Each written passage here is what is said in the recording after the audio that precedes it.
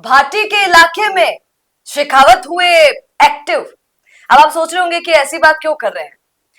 बासन पीर का जो मामला सामने आया कि छतरी निर्माण में विवाद उपज गया, और विवाद ऐसा कि आप जानते हैं पूरे राजस्थान में वही मुद्दा चल रहा है।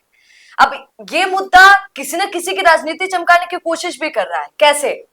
देखिए, पहले हमने देखा बासन पीर के मामले को लेकर कैसे रविंद्र सिंह भाटी वहां पर पहुंच जाते हैं अनेकों गाड़ियों के साथ, और वो वीडियोस आपने देखे कितने वायरल हुए कि बैठ जाते हैं बीच में, सब लोगों के बीच में, राजपूतों के बीच में, और बोलते हैं कि छतरी तो बंद कर रहेगी। और अब तक तो सिर्फ रविंद्र भाटी इसमें हाईलाइट हो रहे थे, पर अब हम देखते हैं कि गजेंद्र सिंह शेखावत की इसमें एंट्री हो जाती है भैया, और अब वो भी हाईलाइट होने की कोशिश कर रहे हैं। तो यही देखते हैं कि क्या खुद के गढ़ में भाटी की पॉपुलैरिटी डाउन करने की कोशिश की जा रही है, और शेखावत जी थोड़ा अपने आप को एक्टिव दिखाने की कोशिश कर रहे हैं क्या? सर से थोड़ा सा पूछ लेते हैं। नमस्कार सर, बताइए। नमस्कार। देखिए, ये जो पूरा मामला है ये मारवाड़ की राजनीति में आज के वक्त में सबसे बड़ा मामला हो चुका है, क्योंकि जैसलमेर की धरा पर, जैसलमेर, बाड़मेर, बालोतरा का ये जो पूरा क्षेत्र है, यहाँ पर राजपूत, जाट और अल्पसंख्यक, ये तीनों ही जातियां बहुत अच्छी तादाद में हैं। अब ये जो बासनपीर का इलाका है ये दरअसल अल्पसंख्यकों की जाति का इलाका है। वहां पर सोडा जी और एक और शख्स के निधन के काफी वर्षों बाद उनके नाम की छतरी लग रही थी। तो वो पहले भी थी ना? वो पहले भी वहां पे थी। उसके साथ उसका जब नवनिर्माण उसका किया जा रहा था, उसका रिनोवेशन जब किया जा रहा था, तब ये पूरा हादसा हुआ। उस रिनोवेशन पे अल्पसंख्यकों ने कुछ आपत्तियां जताई। अब इस पूरे हादसे में राजनीति को चमकाने की ये जो मुहिम चल पड़ी थी, वो पहले रविंद्र सिंह भाटी वर्सेस स्वरूप सिंह खर्रा थी। रविंद्र सिंह भाटी पहुंचते कुछ गाड़ियों के साथ, और ज्यादा गाड़ियों के साथ स्वरूप सिंह खर्रा पहुंचते वहां पर, और सब अपनी अपनी राजनीति देख रहे थे। तो वही अब इसमें पूरी तरह से एंट्री, जैसा आपने बताया, गजेंद्र सिंह शेखावत की हुई। एक रैली के दौरान उन्होंने साफ साफ कह दिया, और बहुत ही अग्रेसिव वे में कह दिया, कि कोई भी इसको करने वाले बख्शे नहीं जाएंगे और उनको सजा तो हो के रहेगी। ये अग्रेसिवनेस साफ दिखाती है कि मारवाड़ का किंग कौन बनेगा राजनीति में, वो इस मामले में कंपटीशन सा चल रहा है कि क्या रविंद्र सिंह भाटी निर्दलीय होकर किंग बनना चाहते हैं मारवाड़ के राजपूतों का, या फिर वो जमीन खिसकती देख कि मारवाड़ के राजपूतों के लिए रविंद्र सिंह भाटी किस तरह से जबरदस्त हो रहे हैं, वो जमीन खिसकती देख अब गजेंद्र सिंह शेखावत भी इसमें आ गए। क्योंकि देखिए, गजेंद्र सिंह शेखावत केंद्र मंत्री है, राजपूतों के वो मंत्री जो केंद्र में जाकर सत्ता कर रहे हैं, वो अगर इस मामले में चुप रह जाते और कोई और राजपूत नेता जो कि निर्दलीय है, एक विधायक है, वो हाईलाइट हो जाता तो राजनीति में बहुत दिक्कत हो जाती। और इसी के चलते गजेंद्र सिंह शेखावत ने इसमें एंट्री ले ली है, और पुरजोर तरीके से एंट्री ली है। लेकिन सवाल ये है कि क्या इससे रविंद्र सिंह भाटी की राजनीति में कोई फर्क पड़ेगा? मैं कहता हूं बिल्कुल नहीं पड़ेगा। समझना पड़ेगा क्यों नहीं पड़ेगा। देखिए, रविंद्र सिंह भाटी की पहले तो इमेज ये है कि वो जातिवादी राजनीति के ऊपर है। वो ना तो किसी नेता को बुरा बोल रहे हैं, ना किसी जाति को बुरा बोल रहे हैं। वहां पर पहुंच के भी महेंद्र प्रतापपुरी भी वहां पर थे, वहां पर पहुंचकर भी वो सौहार्द बनाने की ही कोशिश कर रहे थे।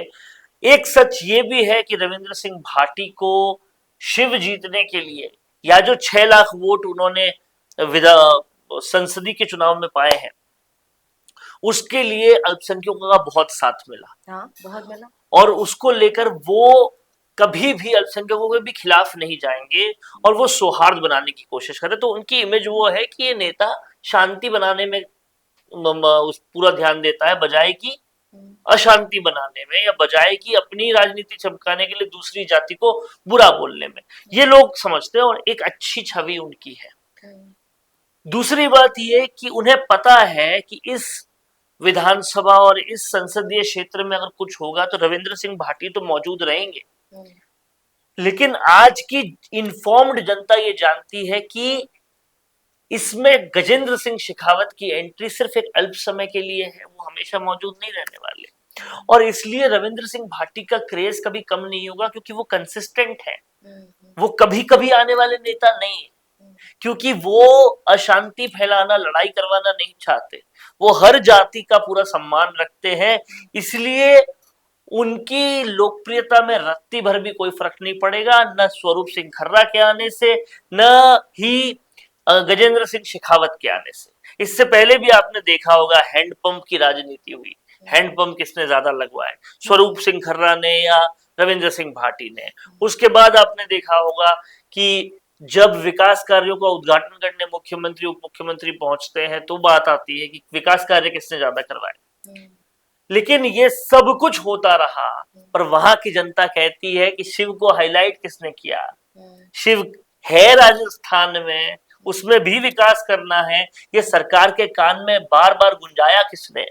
इसलिए और तो और आम लोग वहां के ये भी कहते हैं कि कोई है स्वरूप सिंह खर्रा राजस्थान की राजनीति में।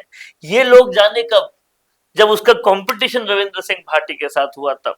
तो इसलिए रविंद्र सिंह भाटी की अहमियत, रविंद्र सिंह भाटी की लोकप्रियता उनके काम से है, उनकी राजनीतिक मैच्योरिटी से है, उनका किसी और को गाली नहीं देने वाले एटीट्यूड से है, किसी के लिए बुरा नहीं बोलने वाले एटीट्यूड से है। जनता कहीं पर भी पीड़ा में हो, चाहे कंपनियां उनके साथ गलत कर रही हो, चाहे थानेदार, वो पहुंचते हैं और हर वक्त पहुंचते हैं। इसलिए उनकी अहमियत है। जो उनको रील वाला नेता कहते थे, उनको भी ये पता है कि अगर रील वाला नेता होता तो इलेक्शन में चलता, इलेक्शन के बाद कोई पूछता भी नहीं। लेकिन ये रील नहीं, रियल वाला नेता है, इसलिए इलेक्शन के बाद भी पूछा जाता है, थाने में भी पहुंच जाता है जब जनता के साथ गलत होता है तो, और कंपनियां जब गलत करती है तो वहां पर भी पहुंच जाता है।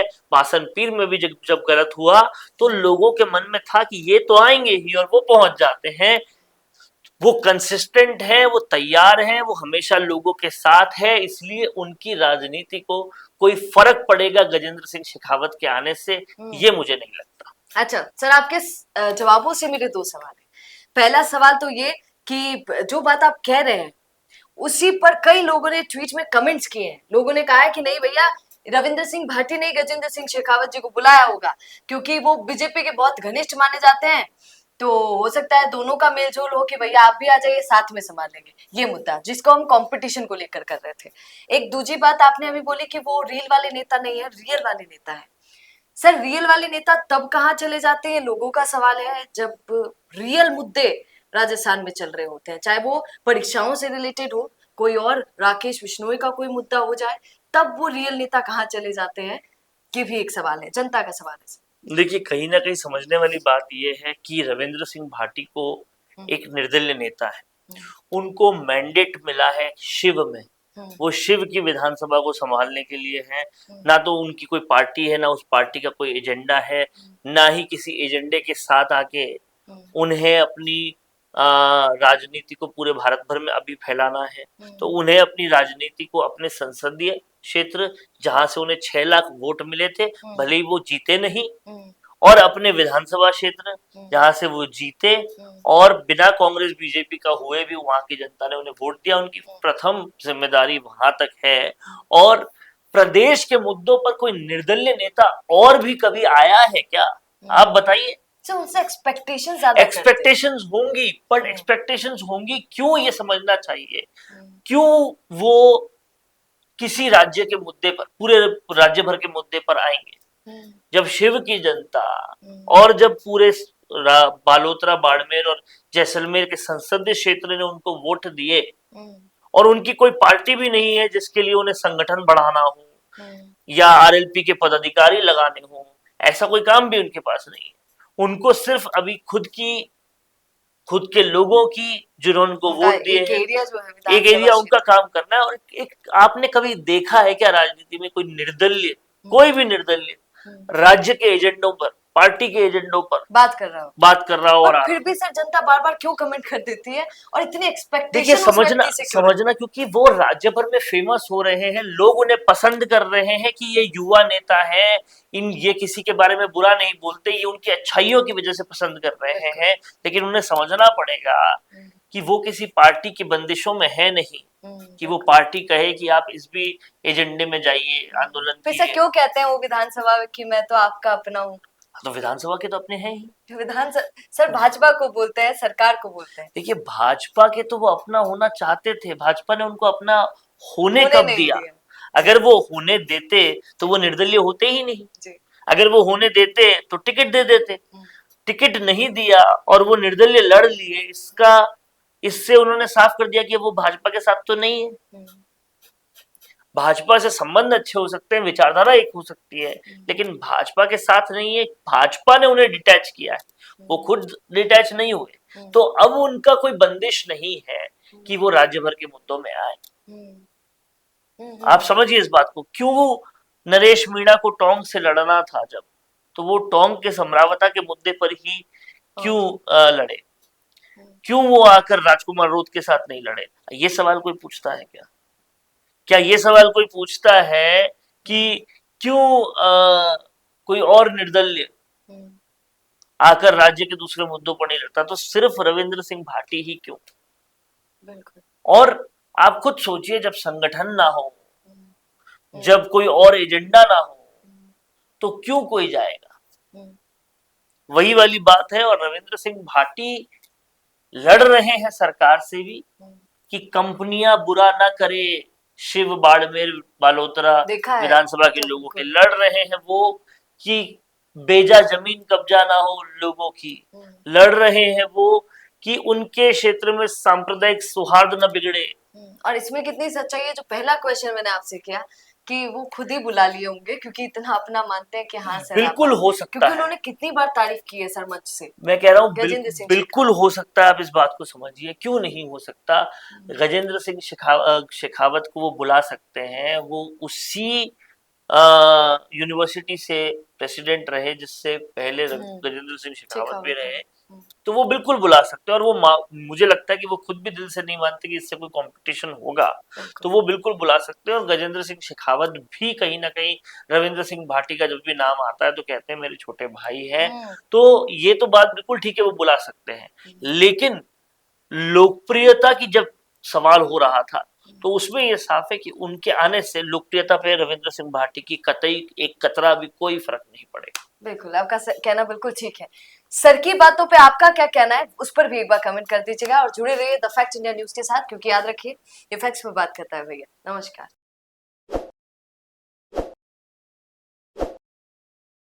ताज़ा खबरों के लिए विजिट करें द फैक्ट इंडिया की वेबसाइट और डाउनलोड करें द फैक्ट इंडिया ऐप।